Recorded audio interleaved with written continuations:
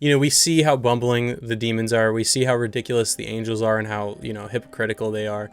And I think that there's something about like giving more agency to humans in this, and the way that like humans can think for themselves and they can stand up to these things. And maybe that's what's going on here, rather than I think that's what they're going for, right? Like, I think if you zoom out and you're like, what is Neil Gaiman doing? Because Neil Gaiman's behind all of this, right? I think he's empowering humanity to stand up to demons, to stand up to angels, and making humanity present at these really important conversations that are going on.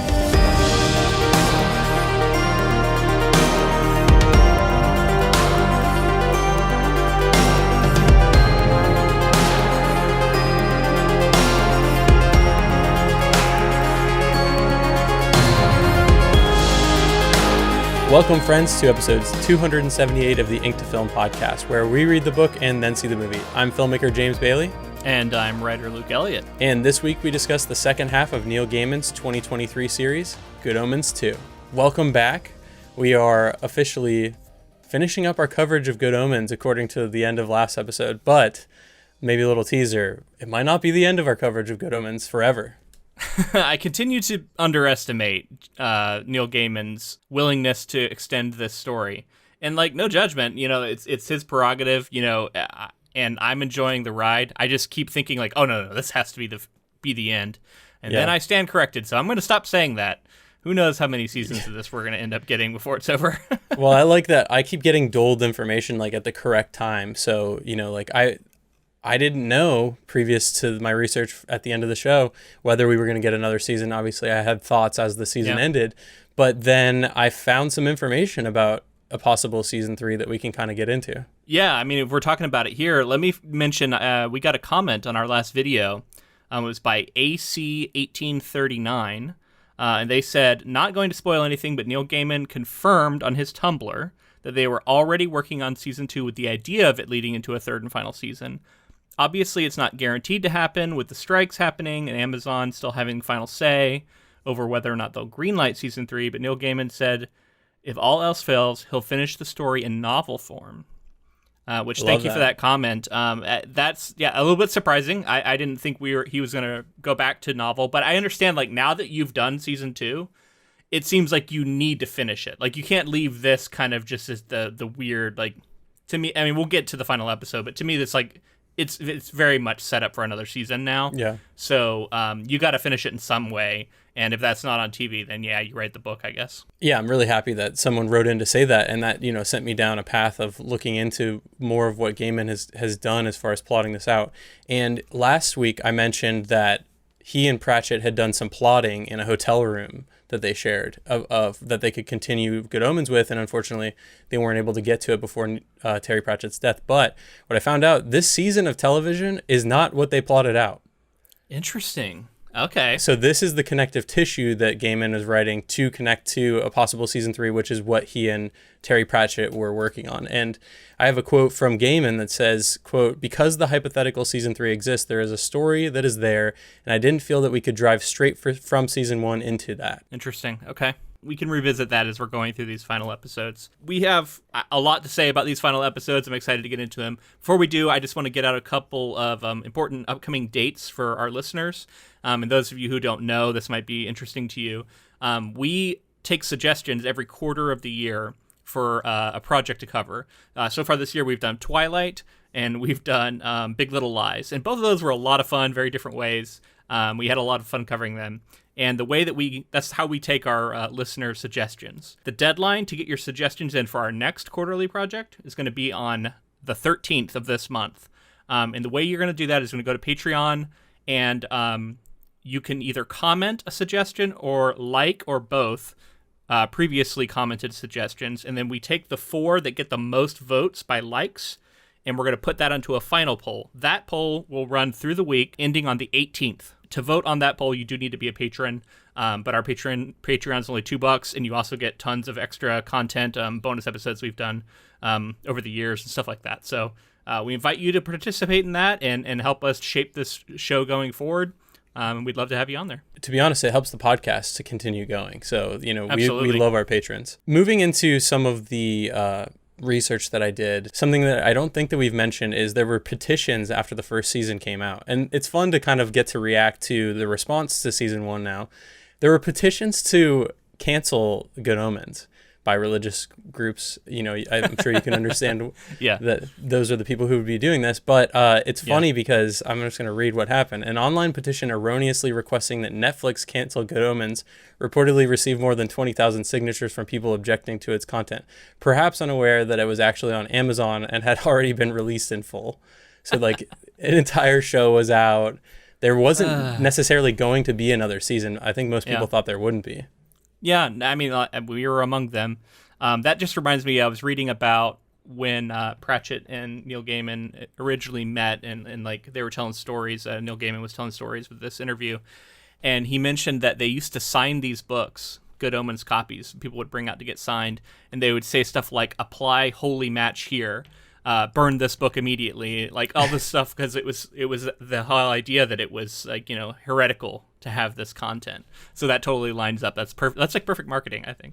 When these book burns come in and banning and all that other stuff, I feel like it leads people to the book anyway. So, and remind me if we talked about this in our season 1 coverage, but the title sequence is so unique and fun. Yeah.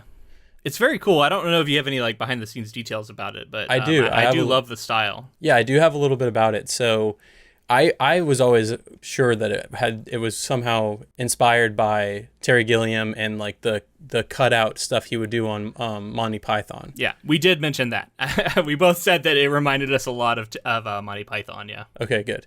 So what I think is cool about the title sequence is that it kind of tells you the story of what's happening in the show. Yeah. And I think, as far as I know, it changes from episode to episode as the story progresses. I think I watched all but like one or two of them that I skipped, and then I started noticing. I was like, I think they are making little shifts. How important it is, I don't know, but I think I'm noticing little things being different each time, which is cool. Maybe it's worth watching them all. So it's chock full of Easter eggs. Peter Anderson, the creative director at Peter Anderson Studio, the team behind the title sequence for both seasons of the show, says the cinema scene will change from week to week to keep up with the new episodes. So it does change. His favorite little detail, though, involves the scenes in hell, because if you look closely, a character from series 1 titles is trying to escape from hell again. So there's like tons of Easter eggs within the lore of this. That makes sense if you were to pause it and like try and figure out who everybody is and everything. Yeah. I think that's so cool. And he goes on to say, we started the sequence for Series 2 as a direct follow-up from Series 1. The content of the titles was an obsessively detailed telling of the new series story with a few gems for the avid fan. So I love thinking about like someone being hired for this like massive show with huge talent on it, and they're an animation studio, and they're going to set out to make something that's like a title sequence in the way that they can get so invested and so creative with it and have so many layers to it that like people just see it as a title sequence. It flies by. This title sequence is a great reason to say like this is still a place for people to perform their art and create something awesome in that way. And like I said, the detail that a filmmaker is bringing to even like trailers or these title sequences, like that's really notable stuff. And for me, I love a good title sequence, and this title sequence is so iconic for the show. Like I get really excited to watch the show when it pops up. Let's just jump into the episodes now. If you didn't listen to our last week's coverage, I do highly recommend it. And we also have a season 1, few episodes, 3 episodes, I believe, of season 1. Check those out. We did 4 actually. We did 2 on the book, and we used to do books a little slower, back then. And then we did 2 on the show. Yeah, this is episode number 6 now in Good Omens for us. Episode 10, which is episode 4 of this season, is called The Hitchhiker. Make sure I'm doing my math right. The demon Shax hitches a lift with Aziraphale as he drives Crowley's Bentley back from Edinburgh and deduces that Gabriel is hiding in the bookshop. In the 1940s, 3 Nazi agents go to hell after they were killed by a falling bomb. When they mention Crowley and Aziraphale, the demon Furfur offers to spare them eternal damnation and resurrect them as zombies if they spy for him. He hopes to get proof that the demon and angel are consorting to advance his rank in hell. Aziraphale is invited to perform magic on the West End. He plans to perform a potentially lethal trick, and with Crowley's aid, he manages to perform it successfully. Furfur takes a photo of the pair's cooperation. He goes to present the proof to the Hell Council, not knowing Aziraphale switched the photo with a West End poster. Back in the present, Shax, with the permission of Beelzebub, plans to storm the bookshop. Yeah, so this is a very like connective tissue kind of episode. Again, it feels like one of those like the ongoing adventures of Aziraphale and Crowley. But I these are always kind of fun to me, especially when like it gives us a period look at them in a different time period. This also was a callback to the first season. I think there's even like a sequence where it's from season 1. You can kind of tell. I think so. Yeah. You know, they brought back whatever that actor's name is, who is like one of the co-creators of Sherlock or something. Gaddis, I believe. Yeah, Mark Gaddis. Gaddis. Yeah. He was back, so I was happy to see that. Seeing them in flashbacks, clearly starting to trust each other more and more, to the point that you're like, this is something that like their love for each other is something that's been clear for a very long time, and it's funny to like think about all the hijinks we've seen them get up to. So going back to season 1 and thinking about the fact that these scenes have already taken place, and how much deeper that makes their relationship feel. Because obviously that's been thousands and thousands and thousands of years. And this was a particularly interesting Since one. the Garden of Eden, yeah. Yeah. Or before that, I guess, actually. Yeah. I just think it's so funny to go with the like Nazi zombie sort of cliche, but do it in a way that feels fresh, right? Like the whole idea that they've negotiated, like, okay, you can come back as zombies, but you got to do this thing. Oh, by the way, you're also gonna like need to eat live human brains. And then the physical comedy of these three as they're like slowly like falling apart and rotting, and walking around. But it's so funny too because they're also in like war. I think it's like the bombing of England. Yeah. Blitzkrieg. Yeah, that era. So it's like people walking around with blood on their face and like shambling through the ruins. No one like looks twice at them. They're just like, yeah, that's how people look right now.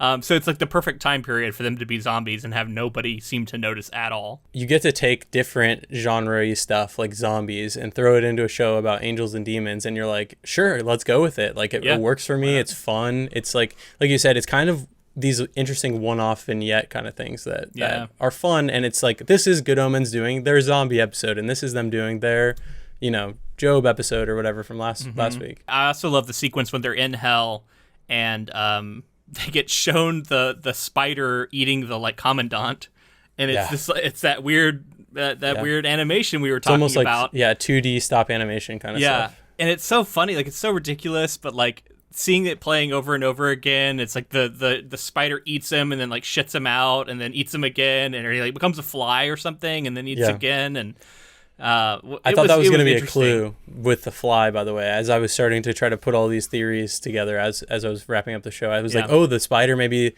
like Gabriel got eaten by the spider, turned into the fly, and you know what I mean?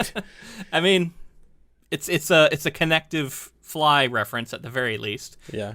But yeah, that I thought that whole part was very funny. It shows again just the nature of hell and how I liked at the time it was like overcrowded. It was like there's way too many people coming in during World War II. You get to see a little bit of the progression of the demons and where they're at in the hierarchy. Like Shax is obviously like much lower than she eventually would become. That kind of stuff. So there's a lot of like storytelling stuff going on here, if none of it is like moving the plot forward hugely at the time. Yeah. A couple of interesting things that stand out to me in this episode. One, the fact that this lowly demon has the power to like punch a card and stop miracles for a while. Like, that's pretty powerful, man. I was a little surprised at the whole miracle blocker punch card thing. Where did you get that? How do people get that? He talks about it, I think, right? He gets like, I don't know, authorized. I thought he just said he had it. He's like, I have this miracle blocker card, and he just pulls it out. I didn't remember like how. And then, I was a little surprised to see how effectively it worked, for good dramatic effect, right? Because Aziraphale, and the ongoing gag, I think, with Aziraphale is that he thinks he's really good at magic, and in fact, he is quite bad at it. He just has no, like, it's not that he can't do it. He's struggled sometimes, but I think it's more just he has no natural talent for showmanship. Yeah, he has, no way how to, like, work a crowd or, like, he gets nervous, and it's so funny and like kind of cringy to like watch him do it, but then that cringe humor kind of way that I do enjoy. I found it interesting because he's so fascinated with magic and sleight of hand, which is kind of lying to people. And I was thinking about that in terms of like going against what angels would typically be interested in. And this is before he's kind of gone fully into like the neutral zone, the gray area.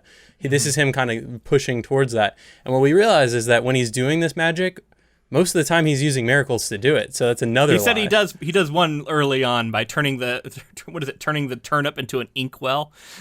He's like, I gotta Warm get him up. hooked. Yeah. And that's just such a funny thing to be like, I'm going to turn a turnip into an inkwell, as if that's like the most incredible thing you could do. Again, he just has no sense of like showmanship and what would actually be entertaining. Yeah. I did like how it all came together though. Like, you know, the idea, so the magic shop is also really funny too, because we've all been into a magic shop. Like I think everybody has this period of time where they're like, maybe I could pick up magic and start being good at it, and they want to, or at least I did growing up.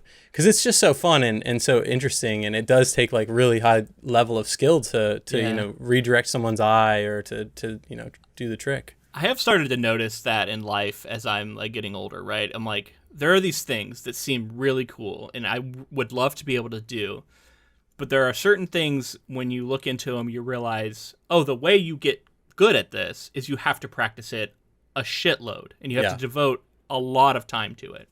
And so then it always becomes like am I willing to do that in order to get good at it? Because there's only so much time you have. Yeah. You can only pick a few of those things. And you gotta use your time wisely. The people who are really good at magic have chosen to devote tons of time to it.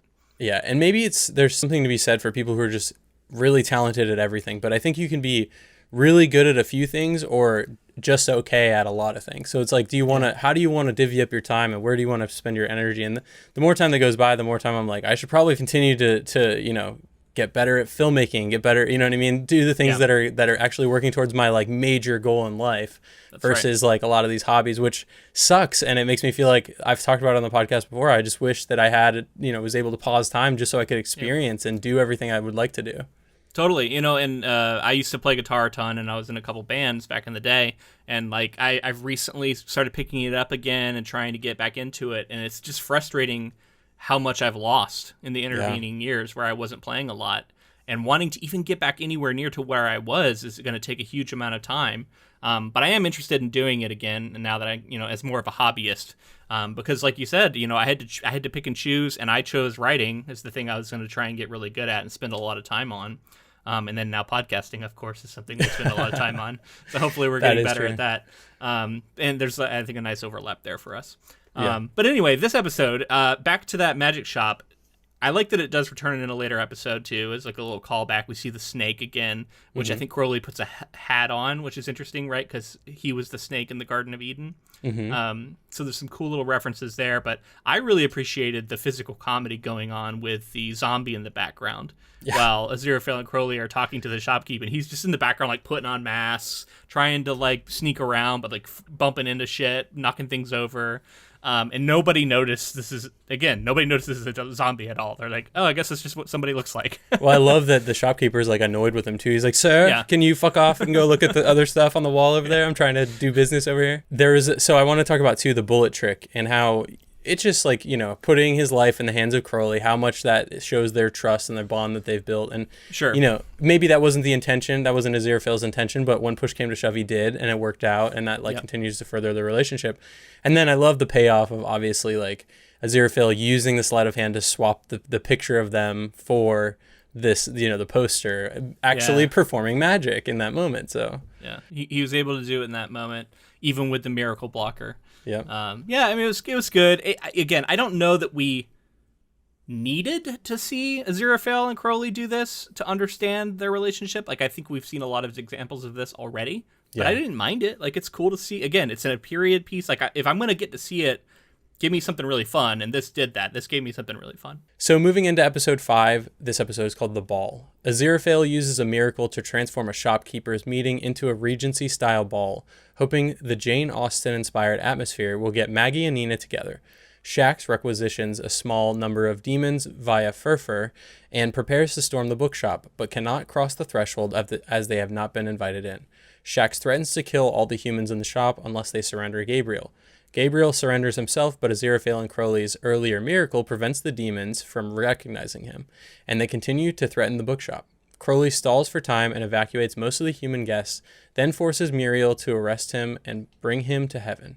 This was mostly a fun episode. I do have a couple of small criticisms I'll weigh in on here with, but I had a good time. I really liked the Jane Austen inspired ball. Love it. It's so funny too, because we've covered Pride and Prejudice, right? Like, I appreciate it so much more. Because we covered the film, I think it really landed for me. Specifically, the 2005 Joe Wright film that we covered, and how that dance sequence went down, I think was exactly what they were referencing here. Now, maybe that's in all the versions of Pride and Prejudice. I don't know. I haven't seen them all. But I really appreciated that. And then I liked how it was some sort of like magical bewitching that was going on. Everyone was falling into their roles. It was really funny having that one woman who like couldn't say certain words, and instead she would just keep saying seamstress over and over again. Right. That was really good. It took me a second to realize what was going on, but then once I caught on to it, it's like they're all fitting into their roles in this like Regency ball. Mm-hmm. And that was pretty clever. It was a little odd the way it was being set up at the same time as this demon plot, which is one of the areas that in my opinion, I think didn't work quite as well in this season as stuff has in the past with the demons. And I'll be curious to get your thoughts on it. But like in general, I felt like the demons here felt so defanged. And I don't need like a world-ending stakes all the time. Good Omens 1 did that plenty. So I thought it might be, okay, they're going away from the super like the world's going to end stakes in season 2. Instead, we're just focusing on like the demons are attacking the bookshop. But they made the demons so bumbling, and they kept going back to the joke of like the demons are just so ignorant and unintelligent. They can't figure out anything. They're so bumbling. Shax keeps like frying that one demon over and over again. Yeah. And because they're so bumbling and so toothless, it just didn't feel like, it never felt like a threat to me. And Sure. in fact, it wasn't even really treated seriously at any point in time. And that's just like a taste thing. But for me, in season 1, I thought they did a better job of balancing like treating threats seriously, even as we're having jokes with them. Whereas here, it felt like they're so ridiculous that I just never cared or found them threatening. I think this specific group of demons too, right? Like Shax is clearly like, maybe she got to a certain level of the hierarchy, but she still like can't get the number of, she wants 10,000 demons. They're like, we got like 100 for you or whatever. Yeah. And then the number's dropping. So it's like this funny thing. And yeah, they're definitely defanged. I appreciated that we got the smaller scale story. Like you said, like I don't want it to be world ending. I kind of like that it's I think smaller. that was a choice. Yeah. But you could still have stakes that feel important to the characters, even if the world's not ending, right? Sure. Yeah, definitely. The other thing that kind of makes them seem ridiculous is that they can't spot Gabriel. Obviously, we know why, because of the miracle, but it's so funny when he does this heroic moment of being like, I'll just sacrifice. He's such a noble figure now that he's no longer like, he doesn't have his memories as an angel, and he's so pure, and he's like, I'll sacrifice myself for you all. And he goes out and he's like, take me. He goes out in this sparkly coat that was pretty hilarious and was referenced in one of the opening sequences, by the way. And this like larger than life coat. He's like, you can't miss this guy. And he comes out and he's like, here I am. And they're like, what are you? Get out of here. We're looking for Gabriel. Yeah. The other thing that I was going to say that felt a little weird about this episode was Aziraphale has the best of intentions, but he's like forcing people into scenarios to be in relationships is a little weird. And the way that like they obviously lampshade this later by saying like, we don't need you to do that for us and like take our agency away in that way. But again, it was just, as it was building up, I was like, what the hell is Aziraphale doing right now? He's taking away people's free will and forcing them together. And it's interesting because I think it does come back and reflect onto them and their relationship in a way that is interesting, in the sense that like they're trying to force something from their perspective onto these two, try and manipulate them. And the humans come back to them later and say, this needs to be our choice. You can't force this kind of thing. Which I think makes them realize that ultimately they have a choice in how they're going to approach their relationship. And Maggie and Nina even say as much, right? I think they say, like, you guys have some stuff to sort out. And they're like, oh, yeah, totally. You're right. So there's a couple of big references. You mentioned last week a couple of Doctor sort of nods that I wasn't picking up on. Doctor Who possible nods, especially with David Tennant as Crowley. And there were a ton, obviously. Now it just continued, and I love it. I think the more I thought about Doctor Who and the more I thought about Good Omens, I think there's a lot of overlap, not just David Tennant, but in terms of like some of the comedic moments, and then the heart of it, and the way that it like puts these stories forth that are kind of small one-offs, and I don't know, there's a lot to it that I think there's overlap here. So I think it's smart that they're doing these Doctor Who nods, because I think that there's a significant portion of the fan base that are coming for David Tennant as Doctor Who fans, and they see this. So the first one is Aziraphale, really hilariously, is going around the neighborhood and like bribing everybody to come to his whatever this neighborhood event. And he offers one person, I think it's a musician, a Doctor Who like work print from 1965 that no one else has, that only exists. So that's funny there. And they look back at Crowley a few times during that scene. They give his reaction shots. He's like, what is this bullshit all about? And then I caught that one. They say Doctor Who. Yeah, there's a couple other ones, like Tennant picks up a fez at one point. He puts a fez on, which is like a and that's what he puts on the snake. I think you're right. Yeah, so that's a pretty massive. I didn't know that was a Doctor Who thing. I am not a Whovian. That was another reference, and I think at the end of this episode we get someone talking about the fly, because we're getting the reveal of what the fly is right at the end of the episode, leading into the beginning of next episode, and they say the fly is bigger on the inside, like they're talking about which is what the TARDIS is. TARDIS is bigger on the inside. So they're doing a lot, and I think this shows too. I almost guarantee that Neil Gaiman is a Doctor Who fan. Oh, probably course. Of the classic I'm sure Doctor he Who. is. Yeah. Yeah.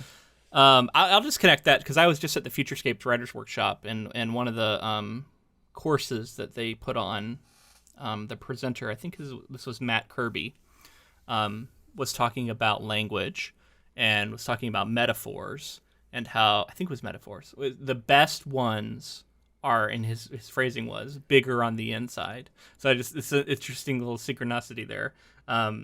Because you want to have something that at first might seem simple, but the more you think about it, the more it sort of expands in meaning. And in fact, the more you can do that in your writing, the better it'll be. So thinking about it like a bunch of little Doctor Who TARDISes, I guess, when you're putting that into your prose. Sure, yeah. I think that Doctor Who is an interesting property because obviously there's the original run and then it stopped for a while, started back up in the early 2000s, and I think people are super intimidated by like approaching it. And I do think that there's even Doctor Who fans that'll tell you there's a lot of episodes that are very campy or schlocky, and they don't necessarily line up as like one of the best Doctor Who episodes ever, but you enjoy them all for that anyway. And I think this show has a little bit of that going on. Like even the zombie episode in this section that we're talking about really did feel like kind of, just kind of a one-off fun adventure that they wanted to tell. Like you said, not necessarily super plot relevant, but a fun romp all along the way. And the camp is kind of that thing that it's so highly personal, right? Like I think we all have a sense for like how campy still feels fun to us versus starting to get to ridiculous territory where we disconnect from it. Right. And I was watching these episodes with my wife, and there was a few times where I think she hit her threshold before I did, where she was a little bit like, this is getting too ridiculous, getting too silly at times, right? Yeah. And that's I kind of like, I think I'm like okay with this show being very silly, but I do agree that like I think the first season usually balanced it a little more as like a mix of both serious and funny, where at times this felt more silly than anything else. And then again, just since we're talking about this episode, the way that they're having fun with the Jane Austen stuff, I want to touch back in on like the choreography is pretty impressive, and like again, the bookshop looks amazing when they do it all up as a ballroom. And it was very funny how he's like in there just moving it around like a wizard, like moving all his bookshelves and making like chandeliers come down from the ceiling. It was very fun. Great. Yeah. And then this gets to the like right up to the point where Crowley tells Shax like some sort of lie that hell will descend on them if they kill innocents or some pact or something. So like that's how he's able to sneak all these humans out. There's a moment where Crowley questions Gabriel. I think Aziraphale, this is like before everything really kicks off. Aziraphale says like, go talk to him, go ask him. Because Crowley was doubtful whether or not Gabriel was telling the truth. And they have what I thought was a pretty important conversation in the grand scheme of things. And we'll circle back to it at the end, because I've heard about some fan theories, and some of them circle around this conversation. But Crowley reminds us and reminds him that last season he was told to shut up and die, and he was in the, as Aziraphale. So he's like, you told my friend to shut up and die, and I'm not going to forgive that. And that's like that moment of like, all of a sudden we're being very serious, right? And I like it when that can land, and I think it does land here. I like that he is not just willing to believe this, and like it reminds us that Gabriel really was a villain and has been a villain up until this season, right? I wanted to see Crowley like being a little skeptical. I liked that, and they had an interesting conversation back and forth there, and I think that's where they talk about the memory and all of that. Yeah, and he tells him to like jump out the window and all this other stuff, and stops. He says, I feel like an empty house. And that makes sense to Crowley. I'll come back to that with one of the theories I've heard about. Cool. Oh, another thing I wanted to mention. So at the end here, we see Crowley tricking Muriel, the angel Muriel, into taking him up to heaven. And then when they're up there, they drop this police act and they go into like a little bit. Well, this is the next episode. They go into being a little more truthful about what's going on and maybe not quite so foolish. Even though they get called dim later. But I just continue to like this performance. And also shout out to people in the comments who mentioned that we had used the wrong pronouns for the character. They are they, them. So we wanted to get that right. Yeah, definitely. Love this character. This is the character that I was talking about last week, that they are the first good demon other than our Aziraphale character. So demon or angel, sorry. So it's fun to see that. And again, coming from a place of kind of innocence, and then giving, a little bit of a spoiler for the last episode, but being given an important role going forward, I think is very cool as well. So love this character. Yeah, let's get into it. Final episode. Got a lot to say about this one. Yeah, last episode is called Every Day. While Aziraphale, Nina, and Maggie fend off the demons, Crowley discovers the reason for Gabriel's disappearance. He refused to support a second attempt at Armageddon and was demoted from his position as an archangel and wiped of all his memories. Crowley returns to the bookshop where Aziraphale has successfully fended off the demons and accidentally declared war on hell. Beelzebub appears and reveals that Gabriel's memories were hidden in the fly inside the box that Gabriel had been carrying. Gabriel's memories, including those of him conducting a romance with Beelzebub, are restored. He and Beelzebub choose to abandon heaven and hell and leave for Alpha Centauri. The Metatron arrives and offers Aziraphale Gabriel's former position and the ability to restore Crowley's status as an angel. Crowley prepares to confess his feelings to Aziraphale. Aziraphale informs Crowley that he plans to accept the Metatron's offer. Crowley asks Aziraphale to abandon heaven and hell with him, just as Gabriel and Beelzebub did. Aziraphale asks Crowley to instead return to heaven as an angel and work with him. Crowley refuses and kisses him. Aziraphale leaves Earth and Crowley to go work for heaven, where the Metatron informs him that his task will be to enact the second coming. Yeah, let's back up to the start of the episode, and then we can work our way through and then focus on the end, which I think deserves a lot of attention. So yeah, here we are early on. We've resumed this sort of like demons outside the bookshop attack. This is where we see Nina and Maggie standing up to these demons, and while I enjoyed the way the scene played out, that's that like suspension of disbelief you have to get, because I'm like, these are just regular people. Are they really gonna like look at hell creatures, with like jaws falling off and long tongues and like even as like silly as they're being, like, and not be even a little bit intimidated? It's just like in this universe with this silly tone, they're just looking at them and going, "You're ridiculous." But I don't know, man. It's sometimes I'm like, I can feel myself doubting whether or not I can buy this. And this is one of those situations where I didn't love the sequence of them like calling out the demons face to face, and then of course it ends up with them accidentally inviting them in. I didn't know demons were the same as vampires either. Yeah, apparently. But I don't know if that's just because it's Aziraphale's spell bookshop like kind place, of thing. yeah, or what, yeah. I think it is. I think they may have mentioned that. Okay. Because it's like a whatever safe haven. But anyway, it's interesting to sit and think about characters not being intimidated by demons, because I think there's a commentary being made there as well, and how, we see how bumbling the demons are, we see how ridiculous the angels are, and how, hypocritical they are. And I think that there's something about like giving more agency to humans in this, in the way that like humans can think for themselves and they can stand up to these things that are, and maybe that's what's going on here, rather than I think that's what they're going for, right? Like, I think if you zoom out and you're like, what is Neil Gaiman doing? Because Neil Gaiman's behind all of this, right? I think he's empowering humanity to stand up to demons, to stand up to angels, and making humanity present at these really important conversations that are going on. Yeah. And that all makes sense to me thematically, and I think it's a good choice to try that. I just want to believe it in the moment of the scene with the particulars of the scene. Yeah, the threat. I think those two things need to both be working. And like, I love all the thematic stuff. I just in the moment was like not really believing this record shop owner and coffee shop owner being completely unfazed by all these demons outside. Yeah. Yeah. Once they do get inside and there's this circle, I thought it was so funny that the demons just kept stepping into the circle. And I'm like, stop stepping into the circle. It just goes to show how dumb they are too. Yeah, they're like flies to a bug zapper, right? Essentially, they just keep walking right into it. And I do think at some point they'll realize they can go around.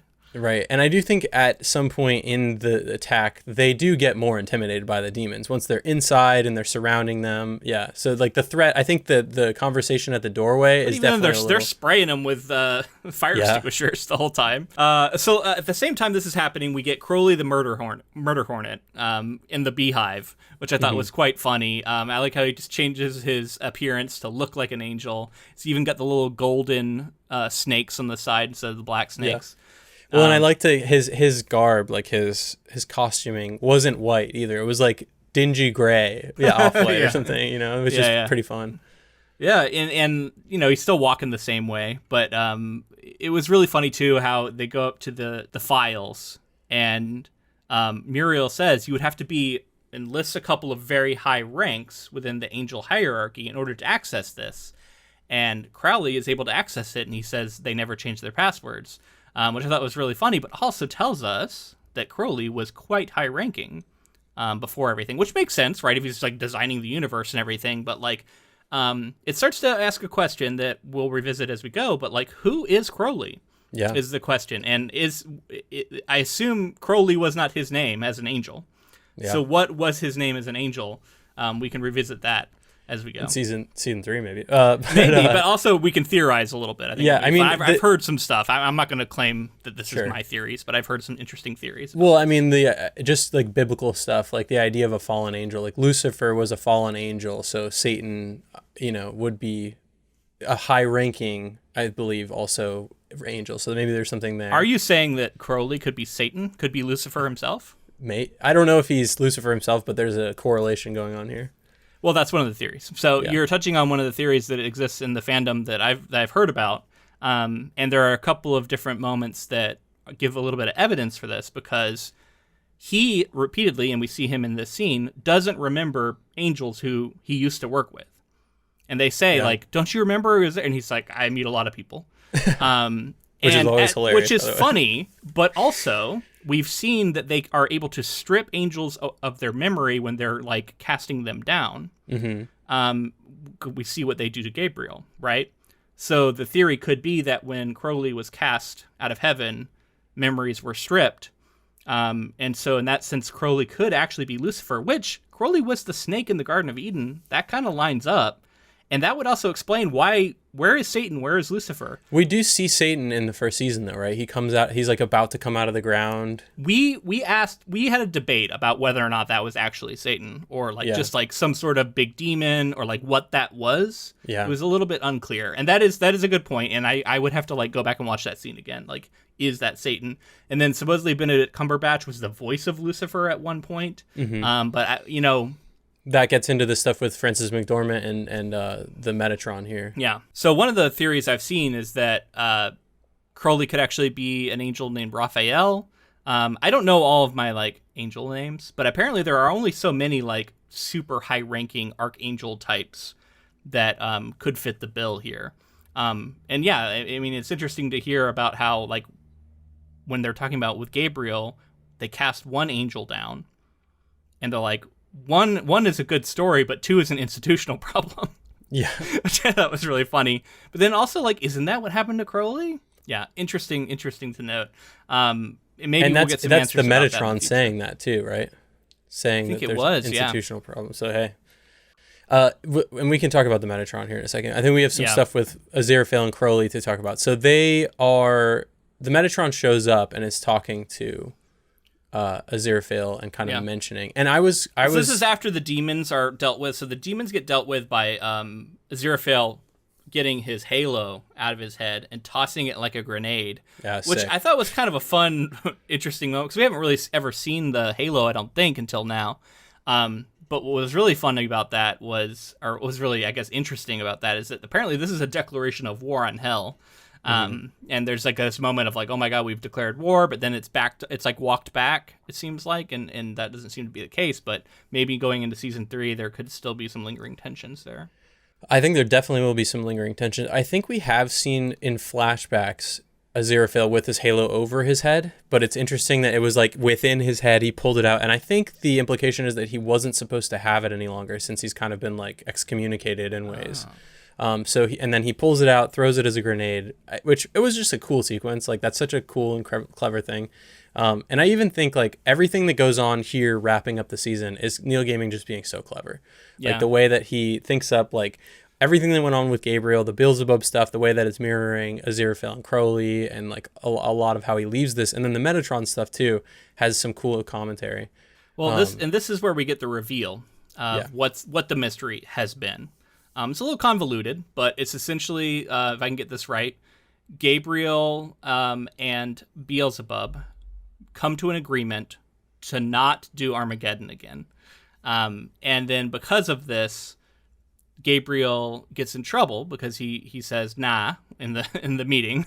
I do love the moment too, like John Hamm getting to do that, and it's like very Mad Men, very like I mean I'm gonna do whatever the fuck I want. Like I'm the Archangel. Like what are you gonna do about it? And then then he gets repercussions, and he's able to use this fly that was gifted to him by Beelzebub in a flashback to put his memory in.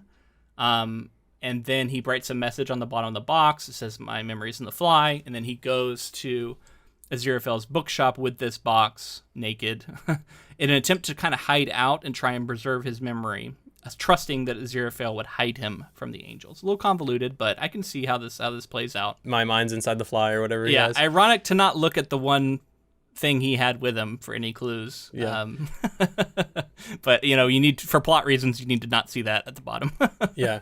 And then it makes sense with the matchbox, and like it kind of lines a bunch of things up that have been doled out throughout the season. And we were right in some way about the fly being some sort of connection to Beelzebub. So I like that we did catch on to that. We were all over it. It would have been really difficult to nail it, but I definitely saw the correlation with the fly and Gabriel. I didn't see the romance. The romance was surprising to me. I mean, it makes sense now because it becomes something that Aziraphale and Crowley get as an example that they can look at. They can see that it's possible. They can see what happens and how heaven and hell react. The little story we get, the mini story with the flashbacks in the bar, which again is another part that I was like something everybody knew that the thing happened in the bar. Nothing to do with the lodge and the what was it? The Masons thing. The Masons, nothing to do with the Masons. Totally red herring there. But it was fun to see that, and then like the little romance that develops, I thought was pretty endearing. I especially liked when they walked into the bar and ordered 2 goblets of your intoxicating liquid, and then the bartender's like, "What do you want?" And he's like, "Whichever ones it is you humans usually orally consume." And I was like, I gotta order a drink like that one day. They're gonna definitely think you're an angel or a demon if you do that. I think he just ends up giving him 2 pints as well. Yeah, it's like you could get 2 pints. Whatever. Yeah. Very funny. And this now that we've wrapped up all of this danger with the demons, now it becomes this like big level negotiation between heaven and hell about what to do with Gabriel and Beelzebub, because both sides are furious that they are romantically linked now. And then I thought there was a really funny moment where I think it's Michael turns to and goes, "Why are there humans present? Turn them into pillars of salt." And Crowley's like, "Let me get them out of here." It's just like a funny reference to the Bible, right?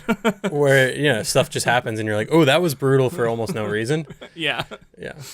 The negotiation also includes the stuff we talked about with the Aziraphale possibly declaring war, and they're all kind of like, this is I think where they squash it. does Gabriel do a bunch of I think he does a bunch of the squashing, right? Or Crowley, or maybe it's the Metatron showing up. As I say, the Metatron showing up is definitely what finally quashes it. Where he's like, yeah, they can go, and I think he gives the permission. They teleport off apparently to Alpha Centauri, together. Yeah, which is pretty funny. Crowley mentions there's like a couple of fun planets there or something, so apparently maybe it's gonna go hang out with the aliens. I think that's very Doctor Who centric as well. I can definitely remember vaguely some sort of mention of Alpha Centauri, of the 10th Doctor talking about it. So I'm sure for like the massive fans who remember some scene, I bet you that's a Doctor Who reference there as well. So we get the Metatron. Metatron is very interesting character here introduced at the end, because the Metatron is supposed to be, tell me if I'm wrong, but like the voice of God, right? Yeah. Isn't that the role of the Metatron? Yeah, I found this to be confusing too, because when he showed up, I'm like, all right, voice of God. He's in essence God, but not God. Yeah, he's like God's representative. Is my like the mouth of Sauron, but for God. Exactly. Great comparison. But it's like to the point that I was like, oh, so if he's the voice of God, and then there's also God, like who has power over who at that point? God, I guess, like the Almighty God, like the number one God. I wouldn't put it past anything to say that like Metatron went rogue and is doing. So I think Metatron, it might be a big villain, is where I'm going with this. I think he's playing like he's a hero. He forgives what's gone on. He diffuses tensions, but everything else he does is pointing towards villain to me. Yeah. Well, I will say, in what I remember, the second coming includes eventually like battles from heaven and hell, like some sort of. So second coming, isn't that the second coming of Christ? Jesus, yeah. Yeah. So we've also seen. I guess we've seen the Antichrist, but not the second coming of actual Christ. So that that I guess would be the. And I want to say that the like all of that is like interwoven. I don't remember very well, so someone correct us. People who I don't know biblical. It's been a long time since we have looked at a Bible or gone to it.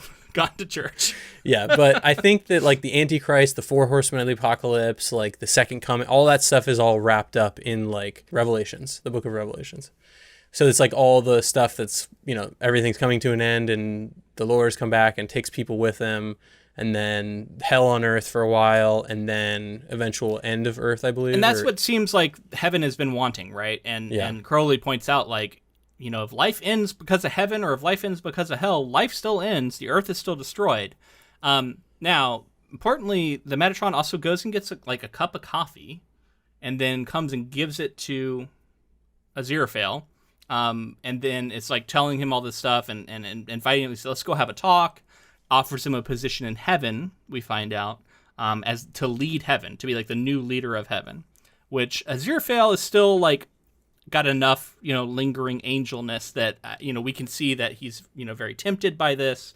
And the position of like second in command could be given to Crowley, and he brings that to Crowley. What was your read on this? I mean, now that you've said something about him possibly being a villain, it definitely rings pretty true to me. But at first I kind of was thinking like, this is something that Aziraphale in the back of his mind always wanted. And then you can see it when he gives Crowley the offer of, you could come and join me and be an angel again, and everything would be great. And like not realizing that Crowley would never want that. There's a reason he left in the first place. And like, he's like, you're buying back into the system that's abused us for such a long time. So what's the point? Even if you're at the top, you're, propagating it. And what's the point? I would have thought Aziraphale would realize that about Me Crowley. too. Now I know he can be quite, slow to things at times, but you would think he would know that Crowley is not going to be okay with this, right?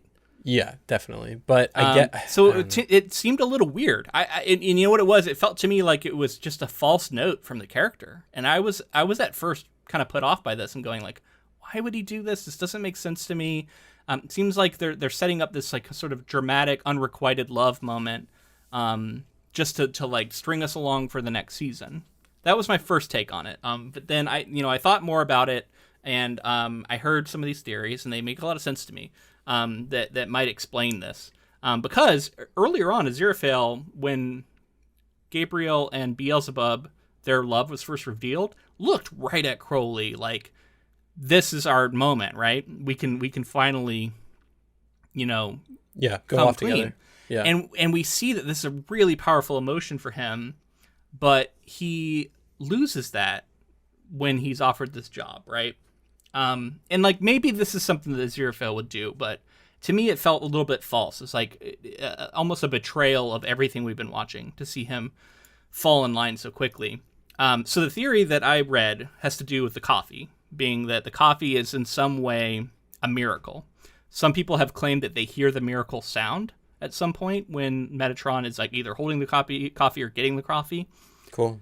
Aziraphale's whole sort of tone seems to shift after he drinks it. He becomes a lot more open to it, a lot more interested in taking this position. And then it seems like even there's a moment where the Metatron says, like, are you sure? And then it looks like Aziraphale is going to say no, but then like something comes over him and all of a sudden he's just like, yeah, I'm sure. And so people have pointed to this as maybe the Metatron is literally manipulating Aziraphale through a miracle. Yeah. It's so interesting to think about too, because if this is God, and I guess you have to differentiate. Or is the Metatron gone rogue? Yeah, exactly. We don't know. Yeah, because like if it's God, then God could, within this religion, within what this show has established, God can do anything. Yeah. And also the idea of giving free will to Aziraphale and Crowley had to have been done by God in the first place. So for God, the voice of God, even to say, come and do this for me, it wouldn't even be a question necessarily. But then it's also going against the free will that he gave them in the first place. Well, we don't know what the voice of God even means, because like that just might be the rank. That might just be that this is a very high ranking or special rank that an angel has. But like, maybe. I kind of took it to be theoretically, literal. there's like. Yeah, like a literal thing going on, but maybe there's not. Maybe this is just like a super high-ranking angel that supposedly has the ear of God, but like God has been so distant from this series that it would be weird to me to have even a character like this who has like a direct line, even though that's the implication. Because in stories like this, and this isn't the only one that does it, it's kind of essential that God is like completely uninvolved and mysterious, because God's too powerful, and if you start involving God, it gets Deus Ex Machina, right? The ultimate. You'd have the entire show just the be original one. Yeah. Okay, so there's a couple big moments here we got to touch on before we finish. The big kiss, of course, is a huge moment where Crowley grabs Aziraphale, kisses him. This has been a long time coming, and I think was sweet to see. I was really excited to see it. I knew that this was coming. I think we knew that we were going to see the full acknowledgement of this relationship and their love. It was kind of under duress, which kind of almost it bugs me a little bit when I look. Like I'm like, oh, that was their first, as far as we know, kiss and embrace and everything. It was meant to be this magical moment. I think instead, it's like sort of under duress, and I was like, ooh, that kind of changes it for me. And it's almost like Crowley trying to convince him. Right, and I think I wanted to see both of them be super into it after all this build up and all this time. And maybe there'll be people who love the way that it was done, but for me, I was like, oh man, that kind of taints it a little bit. And now I want, I think the ultimate grand scheme and long-term goal of this is to see them happily together. And this is obviously just like part of that makes me want to see that in the future. I mean, it was heartbreaking when he says, I forgive you, like after that. Like I thought that was a line that I'll remember. It was sad. Yeah, big moment. I think it was a clever thing on the part of Crowley to be like, I gotta get through to him what I'm saying. Yeah. And I think Crowley is a little bit like, I can't believe that nothing, like that you're still holding true to this. And it's believable enough to where I can see Crowley buying it and not knowing that something else is going on, but I'm of the opinion something else is going on. Maybe I'll be proven wrong. And to start theorizing and talking about another eventual season, I love the idea of setting these characters up to where like it seemed like Aziraphale was more on board with them being together as a couple. Just it seems like Crowley with his demon side was kind of resistant to it, and now we're going to see the flip of that, where Aziraphale's in a position where you're going to get Crowley fucking around and trying to like ruin things and convince Aziraphale that like these are the ways that the system is fucking us over, and so we need to fix that. And I think it's going to be so cool to see Crowley fight really hard for Aziraphale, where I felt like Aziraphale already seemed like the type that would have fought really hard for Crowley. Yeah, I agree. I'm excited to see how that plays out. One other thing, we talked about Muriel a lot. They get control of the bookshop. So I like that. At least I think the bookshop will be a returning set if we get another season, which is good. Well, it's so iconic from both seasons too, both right? Seasons. Yeah. And then I thought it was really interesting that they are given this book called The Crow Road by Ian Banks. And Ian Banks is an author I've heard a lot about. I've never actually read. But this gives a lot of prominent time and is shown to be the book that Muriel is reading. So I researched a little bit about it, and like the prevailing theory seems to just be that like there's a lot of similar themes and topics about what it means to be human and like life and death and like forbidden romances and stuff like that. There's a lot of similar thematic elements in that book to Good Omens. So that is the reason why, but I just thought it was curious, right? Like if an author of Neil Gaiman's caliber is very specifically choosing a book to have Muriel be reading, it's got to mean something, right? Yeah, it's like the ultimate recommendation. Like that makes I'm gonna read it because of that. You know what I mean? If Neil Gaiman wants it to be this prominent and this important, I respect his opinion. And some people were theorizing maybe too that Neil Gaiman is giving a nod to that book because the plot of it, there's some similarities, and maybe it was an inspiration for the plot of season 2. Okay, yeah, I could see that.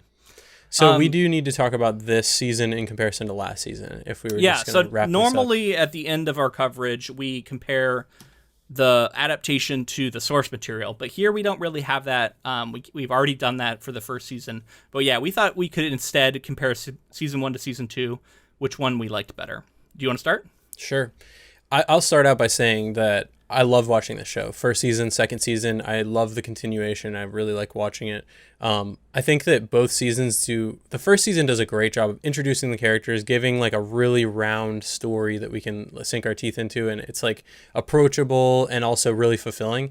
And then I think in the way that sequels often do, this takes chances and it does things differently. It goes smaller scale. I love that we get much more of David Tennant and Michael Sheen as Crowley and Aziraphale. I'm going to continue to remember these two actors for these roles for really the rest of their careers. I think that introducing more John Hamm was really fun throughout the season. Getting to see more of heaven and hell, more demons, more angels is fun.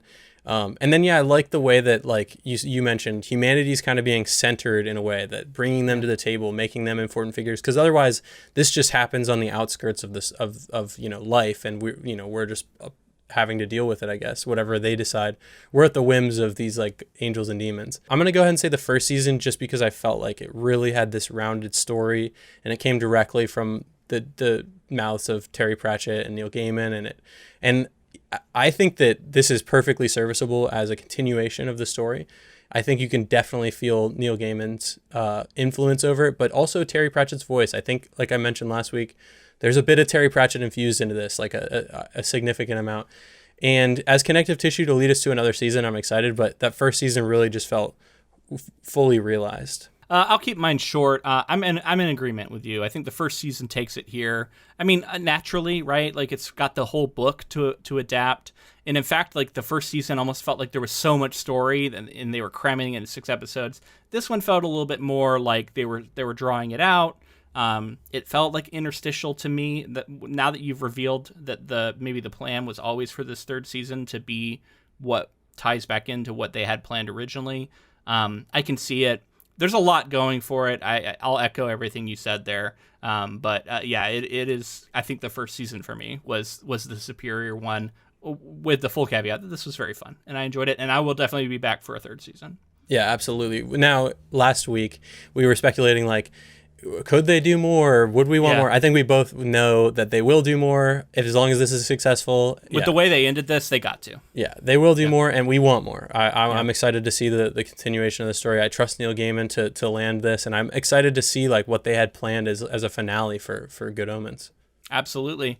So stick around to the very end of the episode where we're going to reveal our very next project. But before you go, give us a like and subscribe if you're on YouTube. If you're listening to this in audio form, we are on every major podcasting platform.